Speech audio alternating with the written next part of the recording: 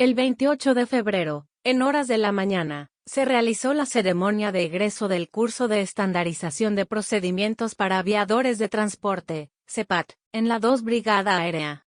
El acto fue presidido por el jefe del Estado Mayor General de la Fuerza Aérea Argentina, Brigadier General Julián Xavier Isaac, acompañado por el subjefe de la Fuerza Aérea Argentina, Brigadier Mayor Hugo Eduardo Schaub, el comandante de adiestramiento y alistamiento, Brigadier Mayor Fernando Luis Mengo, el jefe de la 2 Brigada Aérea, Comodoro Sergio Alejandro Schmidt, destacadas autoridades de nuestra institución, invitados especiales y personal de la unidad.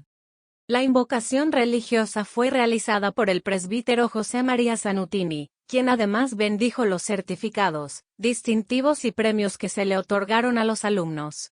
Luego, el jefe del Grupo Aéreo 2, vicecomodoro Esteban Saboya, pronunció unas palabras alusivas. Los oficiales cursantes que egresan hoy, luego de haber compartido varios meses en esta unidad, reciben la especialidad avanzada de piloto de transporte aéreo. Todos están capacitados con el estándar básico de calidad que desarrolla la Fuerza Aérea hace 25 años para un piloto de transporte.